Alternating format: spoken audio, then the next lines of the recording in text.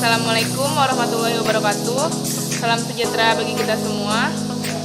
Sebelum kami memulai presentasi kami, izinkan kami memperkenalkan diri. Madya Wanita Praja, Angelin Rajeng Atjani, NPP 300498, asal pendaftaran DKI Jakarta. Dan saya, Madya Wanita Praja Muzilah Nurmadani, NPP 30.0704, asal pendaftaran Jawa Tengah. Di sini kami akan mempresentasikan hasil resum kami, yaitu pada materi perencanaan 1 dan perencanaan 2, mata perkuliahan perencanaan dasar. Baik, langsung saja kita mulai dengan presentasi kali ini. Yang pertama adalah pengertian perencanaan. Secara garis besar, perencanaan adalah awal dalam melakukan suatu proses. Maka begitu pentingnya suatu perencanaan dalam suatu usaha. Perencanaan mengenai masa yang akan datang dan menyangkut tindakan-tindakan apa yang dapat dilakukan terhadap hambatan yang mengganggu kelancaran usaha. Dan selain itu, perencanaan merupakan suatu keputusan terhadap apa yang akan dilakukan di masa depan. Perencanaan harus dinamis, berkesinambungan, dan fleksibel. Jadi perencanaan ini itu sangatlah penting di dalam setiap manajemen maupun suatu usaha. Karena tanpa adanya perencanaan, selanjutnya dalam langkah-langkah rancangan yang ke depan tidak akan berjalan secara lancar. Baik, selanjutnya ada unsur-unsur perencanaan. Yang pertama itu ada rasional. Rasional di sini itu tidak secara khayalan atau angan-angan. Jadi di mana perencanaan ini itu sesuai dengan kenyataan yang ada dan sesuai dengan praktek yang ada. Yang kedua ada estimasi. Estimasi ini dibuat berdasarkan analisis fakta. Di mana tadi kita harus berpikir secara rasional dengan fakta. Selanjutnya kita harus mengerti analisis apa yang dibuat berdasarkan fakta yang ada. Lalu yang ketiga ada preparasi. Dibuat sebagai persiapan atau pedoman. Dengan adanya analisis dan fakta yang sudah kita buat, di sini kita bisa mengetahui persiapan apa yang harus kita butuhkan untuk melanjutkan rencana-rencana selanjutnya, pedoman atau panutan dalam melanjutkan rancangan selanjutnya. Dan pada yang terakhir ada operasional. Operasional itu dengan adanya analisis fakta yang sudah dibuat, serta persiapan dan pedoman yang ada, kita tinggal menjalankan dan dilaksanakan sesuai dengan perencanaan yang ada. Selanjutnya, prinsip perencanaan menurut Robbins dan Coulter. Yang pertama, perencanaan sebagai pengarah, di mana perencanaan ini mempermudah kita untuk mencapai tujuan. Yang kedua, perencanaan sebagai minimalisasi ketidakpastian, di mana sesuai fakta-fakta sebelumnya dianalisis, kita bisa meminimalisasi ketidakpastian yang dapat menyebabkan kesalahan-kesalahan ke depannya. Yang ketiga, perencanaan sebagai minimalisasi pemborosan sumber daya. Kita sudah tahu dengan rencana kita ini sesuai bidang-bidang kita yang kita bisa masing-masing, lalu kita mengerti sumber daya apa aja yang dibutuhkan sehingga tidak melakukan pemborosan sumber daya. Yang keempat, perencanaan sebagai penetapan standar dalam pengawasan kualitas, di mana ini sebagai evaluasi dan acuan untuk melakukan rencana-rencana ke depannya.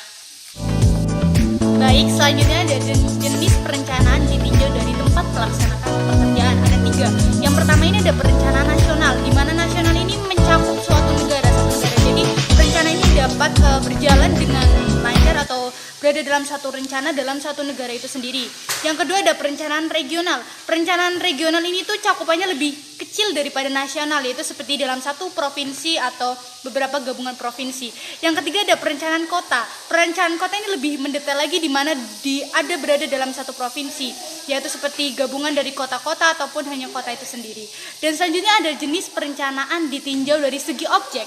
Yang pertama ada perencanaan sosial ekonomi, di mana mencakup tentang bidang-bidang perencanaan mengenai permasalahan atau sesuatu yang terjadi mengenai dengan sosial ekonomi yang berada di lingkungan sekitar, baik dalam suatu negara maupun masyarakat setempat. Yang kedua ada perencanaan pendidikan, di mana di bidang ini banyak sekali adanya perencanaan untuk membuat kebijakan-kebijakan yang baik dalam suatu negara, khususnya di Indonesia. Yang ketiga ada perencanaan industrialisasi, di mana industrialisasi juga termasuk dalam bidang perekonomian yang sangat berpengaruh juga di Indonesia dan sangat membutuhkan suatu perencanaan untuk memanage bagaimana pekerjaan agar berjalan dengan lancar. Baik. Lalu, persyaratan perencanaan yang diikuti. 1. Faktual atau realistis, di mana perencanaan ini nyata dan akan dilakukan untuk mencapai tujuan tersebut. Lalu yang kedua, logis dan rasional, di mana perencanaan ini dapat dibuktikan dan akan ada hasilnya nanti. Yang ketiga, fleksibel. Fleksibel ini di mana perencanaan ini akan berubah. Rencana ini akan berubah namun tidak mengubah suatu tujuan tersebut. Yang keempat ada komitmen, di mana ada suatu keyakinan dalam menjalankan sebuah perencanaan agar kita dapat menggapai tujuan tersebut dan mencapai tujuan tersebut. Dan yang terakhir ada komprehensif. Baik, selanjutnya kita lanjutkan lagi dengan jenis perencanaan ditinjau dari segi tingkatan dan perencanaannya. Yang pertama ada perencanaan politik atau perencanaan kebijaksanaan. Jadi perencanaan ini khusus mengenai bidang politik dan perencanaan kebijaksanaan, di mana kebijaksanaan dan politik sangatlah membutuhkan suatu perencanaan yang matang, sehingga dalam pengeluaran kebijakannya itu dapat sesuai dengan situasi dan kondisi yang ada. Yang kedua ada perencanaan kerja. Perencanaan kerja ini sudah sangatlah umum dan familiar dalam manajemen atau suatu perusahaan-perusahaan yang bekerja, baik itu di pemerintahan maupun swasta. Yang ketiga ada perencanaan operasi. Perencanaan operasi ini itu perencanaan dalam suatu kegiatan yang berjalan, melingkup tentang perencanaan kerja tapi lebih mendetail lagi dalam suatu usaha atau unit-unit tertentu. Selanjutnya ada jenis perencanaan ditinjau dari segi waktu, yaitu perencanaan jangka panjang. Jangka panjang tersebut ini adalah perencanaan yang dipikirkan secara matang-matang untuk melaksanakan suatu kebijakan atau keputusan yang dapat berlangsung secara jangka panjang, sekitar 5-30 tahun. Yang kedua ada perencanaan jangka menengah, di mana jangka menengah ini berkisar sekitar waktu 1-5 tahun. Dan yang terakhir ada perencanaan jangka pendek, yaitu planning sekitar 1 tahun. Lalu selanjutnya yaitu proses perencanaan. Perencanaan pada lingkungan eksternal organisasi, suatu organisasi. Pada misi organisasi terdapat tujuan strategis yang meliputi tujuan taktis dan rencana strategis. Pada tujuan taktis selalu akan meliputi tujuan operasional dan rencana operasional. Lalu pada rencana strategis yang menimbulkan atau meliputi rencana taktis, pada rencana taktis ini akan menghasilkan juga rencana operasional seperti tujuan operasional tadi. Dan itu semua akan membentuk suatu misi organisasi pada proses perencanaan. Baik, selanjutnya ada maksud dan kegunaan perencanaan. Jadi yang pertama ada mendorong pimpinan dari puncak sampai pimpinan tingkat bawah. Jadi itu dengan adanya perencanaan, pimpinan maupun bawahan ataupun semua yang berlingkup dalam satu organisasi itu mengetahui rencana apa yang baik bagi misi dan visi bagi suatu perusahaan tersebut atau dalam satu lembaga pemerintahan. Yang kedua, membantu pemimpin dalam melaksanakan koordinasi. Sangat tepat sekali. Perencanaan ini sangat baik untuk dalam melaksanakan koordinasi, di mana pemimpin ini dapat mengkoordinasi apa-apa saja yang diperlukan, apa-apa saja dalam menyusun perencanaan itu, sehingga terjadinya suatu tujuan dan visi misi yang berkualitas dalam suatu perusahaan atau lembaga tersebut. Yang ketiga ada mendorong pemimpin puncak untuk menampilkan garis-garis besar haluan organisasi demi tercapainya tujuan. Dengan adanya perencanaan, para pemimpin dengan mudah dapat menekan ini sebagai garis besar, itu sebagai garis besar, sehingga dari para pekerja dari bidangnya masing-masing maupun pemimpinnya itu tahu betul apa maksud yang harus dikerjakan agar tercapainya suatu tujuan dan kualitas yang baik dalam suatu perusahaan itu berjalan.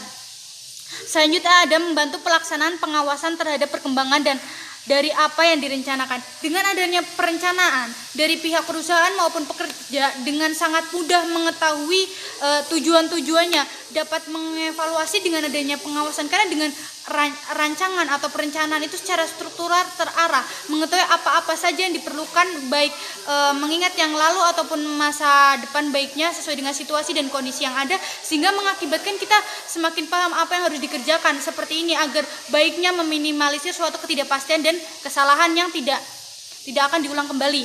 Selanjutnya ada membantu pemimpin dalam menghadapi perkembangan di masa depan. Ya, perencanaan ini akan sesuaikan dengan situasi dan kondisi, karena perencanaan ini tadi bersifat fleksibel dan dapat menyesuaikan dengan apa saja situasi yang ada. Dengan begitu tujuan kita itu dapat disesuaikan dengan situasi dan kondisi yang ada. Yang terakhir, membantu terciptanya gambaran dan hubungan pertanggungjawaban dari masing-masing organisasi. Sudah saya sebutkan bahwa perencanaan itu bekerja secara struktural dan terarah, sehingga itu sesuai dengan bidang yang bekerja masing-masing dan apa saja sebagai tidak adanya pemborosan sumber daya. Jadi semakin mengetahui ya bidang saya di sini, bidang itu di sini, sudah secara struktural sehingga tidak adanya terjadi suatu kesalahan, meminimalisir kesalahan dan tidak terjadinya ada pemborosan, sehingga perencanaan ini akan menghasilkan tujuan yang baik dan berkualitas. Lalu langkah-langkah perencanaan. Yang pertama, menetapkan masalah secara jelas, di mana tujuan kita di sini adalah sama-sama untuk mencapai tujuan yang jelas. Dengan itu kita juga harus menetapkan masalah-masalahnya secara jelas dan apa-apa yang akan kita lakukan ke depannya. Yang kedua, mencari informasi lengkap yang berhubungan dengan kegiatan. Yang ketiga, menganalisis dan mengklarifikasi informasi, di mana jika informasi itu tersebut tidak benar atau kurang pasti, kita bisa mengganti dengan masalah-masalah lainnya untuk kita cari tahu penyelesaiannya. Lalu ada menetapkan perencanaan dan mempertimbangkan hambatannya. Lalu menentukan rencana alternatif, yaitu di mana rencana cadangan-cadangannya. Karena tidak semua rencana sesuai dengan apa yang kita inginkan dan apa yang harusnya dilakukan. Lalu memilih rencana yang diajukan. Selain itu mengatur urutan dan waktu rencana secara terperinci, dan yang terakhir memeriksa rencana yang diajukan.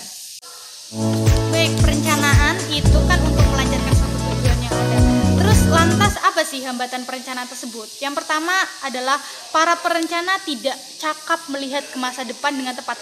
Terkadang dengan adanya perencanaan, seorang perencana itu terkadang lupa atau terkadang tidak terlalu mendetail melihat ke masa depan dengan tepat, sehingga terjadinya kekurangan atau kecerobohan sehingga mengakibatkan kurangnya perencanaan yang matang. Lanjutnya ada kewenangan dan kekuasaan yang tidak jelas sehingga tidak cukup besar dan luas untuk mengerjakan tugasnya. Ya, jadi dengan adanya perencanaan itu sebenarnya baik dalam kewenangan dan kekuasaan yang ada, tapi jika tidak dilancarkan dengan tidak kejelasan sehingga menghasilkan atau perencanaan itu tidak sesuai dengan rencana yang ada. Yang ketiga, anggaran tidak cukup atau tidak sesuai dengan rencana. Suatu rencana itu harus berjalan dengan lancar, itu paling utama tetap anggaran. Ketika anggaran tidak cukup atau tidak sesuai, kita harus memutar otak untuk bagaimana cara anggaran itu atau muat atau mengurangi rencana-rencana kita agar dimuatkannya anggaran tersebut. Jadi rencana tersebut akan berjalan dengan lancar. Yang terakhir ada tidak ada dukungan dari lingkungan luar, adanya protes dari masyarakat. Jadi perencanaan berjalan dengan lancar itu tidak hanya dalam lingkup internal saja, yaitu lingkup eksternal itu diperlukan. Dengan adanya dukungan dari luar, dorongan dari masyarakat yang baik, akan berjalan dengan lancar. Namun dengan adanya protes dan tidak dukungan dari luar, itu menjadi suatu kendala atau hambatan yang saya rasa harus perlu diatasi dalam membuat suatu perencanaan. Lalu di balik hambatan pasti ada cara mengatasi hambatan tersebut. Yang pertama, melibatkan semua pegawai, terutama yang terkena pengaruh dalam perencanaan, di mana setiap pegawai-pegawai dalam suatu organisasi telah mendapatkan jatah atau bidang masing-masing untuk mereka kerjakan. Lalu yang kedua, memberikan informasi kepada pegawai tentang rencana dan kemungkinan akibatnya. Jadi di sini kemungkinan akibat ini diberitahu dan dinyatakan agar pegawai tahu apa-apa resiko-resiko depannya dan apa yang harus dihindari. Lalu yang ketiga, mengembangkan pola perencanaan dan penerapan yang efektif, di mana setiap perencanaan itu harus dilakukan secara efektif untuk demi mencapai tujuan yang diinginkan dan sesuai pada waktunya yang ditentukan. Lalu menyadari dampak dari perubahan yang diusulkan terhadap anggota organisasi. Seperti yang kita tahu, segala rencana itu pasti ada kesalahan-kesalahan yang menghasilkan dampak-dampak yang tidak diinginkan. Lalu yang terakhir, memperkecil gangguan yang tidak perlu, di mana di sini setiap anggota-anggota ini harus sesuai dengan aturan dan rencana yang telah dibuat sebelumnya. Tidak ada lagi gerakan-gerakan tambahan atau inisiatif yang seharusnya tidak dilakukan. Baik, lantas bagaimana sih perencanaan yang baik itu? Meliputi yang pertama, mengetahui sifat, ciri, prinsip rencana yang baik sebagai berikut. Yang pertama, mempermudah tercapainya tujuan. Memang betul, perencanaan itu sangat baik untuk mempermudah tercapainya suatu tujuan. Dan yang dua, dibuat oleh orang yang memahami tujuan organisasi. Iya, jadi itu orang yang internal, orang dalam sih. Enggak, itu mengetahui betul seluk-beluk bagaimana organisasi itu berjalan, bagaimana tujuan yang baik, bagaimana visi misi yang harus dijalankan dengan baik dalam suatu organisasi tersebut. Yang ketiga, dibuat oleh orang yang mendalami teknik perencanaan. Iya, bukan sembarangan. Jika bisa terjadi suatu kefatalan atau hambatan yang besar jika bukan orang yang sesuai dengan perencanaan tersebut. Yang keempat, disertai perincian yang teliti. Betul, perencanaan itu harus teliti. Jika hanya sebatas secara evaluasi atau dalam jangka besarnya saja, jangka luasnya saja, itu sangat ditakutkan. Itu sesuatu yang teliti, yang mendetail itu malah justru dapat menghambat suatu jalannya perencanaan yang baik. Selanjutnya, tidak boleh lepas dari pemikiran pelaksanaan. Jadi suatu perencanaan itu tidak hanya sebagai teori ataupun patokan saja, tapi harus dipikirkan langkah-langkah laksana awalnya itu pelaksanaannya nantinya itu bagaimana, di lapangannya itu bagaimana, agar adanya berkesinambungan antara perencanaan dengan rencana yang baik dan dilaksanakan nanti di lapangan. Dan kita harus siap dengan hambatan-hambatan apa saja jika perencanaan itu dilaksanakan di lapangan, yaitu selanjutnya ada bersifat sederhana dan luwes. Dalam artian ini, perencanaan yang baik itu bersifat sangat sederhana dan luwes, tapi dalam prakteknya itu sangat baik dan berkualitas tinggi. Selanjutnya, dalam perencanaan terdapat tempat pengambilan resiko. Betul sekali, dalam satu perencanaan itu adanya suatu resiko. Jadi kita sebagai perencana baik pelaksana juga harus mampu bersiap dengan resiko yang ada itu seperti apa. Yang selanjutnya ada bersifat praktis dan pragmatis. Karena perencanaan itu harus bersifat praktis, sehingga di dalam pelaksanaannya itu sangat sederhana dan mudah dilaksanakan. Selanjutnya terakhir merupakan forecasting. Yang kedua, memandang proses perencanaan sebagai suatu rangkaian pertanyaan yang harus dijawab, yaitu 5W1H. Yang pertama, what itu apa, yaitu tindakan atau tujuan apa yang dilakukan untuk mencapai tujuan tersebut. Yang kedua, when, kapan, yaitu kapan hal tersebut perlu dilakukan, waktu yang tepat. Yang ketiga, how, bagaimana cara mengerjakannya, cara melakukan pekerjaan tersebut. Lalu ada who, siapa, di mana kita harus tahu objeknya, tenaga kerjanya, siapa yang melakukan pekerjaan tersebut. Lalu di mana, where, yaitu di mana pekerjaan tersebut harus dilakukan, dan tempat, di mana kita harus melakukan perencanaan tersebut dan tujuannya dengan jelas. Lalu why, mengapa pekerjaan itu harus dilakukan, mengapa rencana itu harus dilakukan, dan apa keperluannya. Baik, yang ketiga ada memandang proses perencanaan sebagai suatu masalah yang harus dipecahkan. Karena dengan mempergunakan teknik-teknik ilmiah melalui langkah-langkah berikut.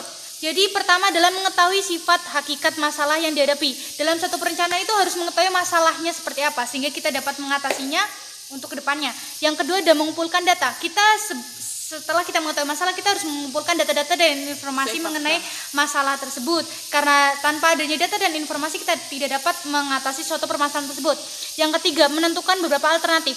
Jika rencana yang pertama kita tidak bisa dijalankan, kita harus memiliki alternatif-alternatif lain, sehingga perencanaan itu tidak terhenti atau terhambat dengan adanya satu alternatif saja. Yang keempat, memilih cara yang terbaik. Dalam suatu keputusan dalam perencanaan itu ada namanya resiko. Tapi kita harus dapat menimbang dan memilah bagaimana cara yang paling tepat dan terbaik dalam melaksanakan perencanaan itu dapat berjalan dengan lancar. Dan selanjutnya ada pelaksanaan. Dengan adanya pelaksanaan, kita harus mampu melaksanakannya dengan sebaik-baiknya karena sudah adanya jalan yang cara yang terbaik. Yang terakhir adalah penilaian. Plan di sini adalah evaluasi. Evaluasi bagaimana semuanya setelah kita masalah ada mengenai informasi-informasi yang ada, kita harus dapat melaksanakannya dengan baik dan dijadikan sebagai panduan penilaian hasil evaluasi untuk kedepannya dalam suatu perencanaan, sehingga untuk perencanaan kedepannya kita dapat meminimalisir suatu kesalahan dan tercapainya tujuan yang lebih baik daripada sebelum-sebelumnya.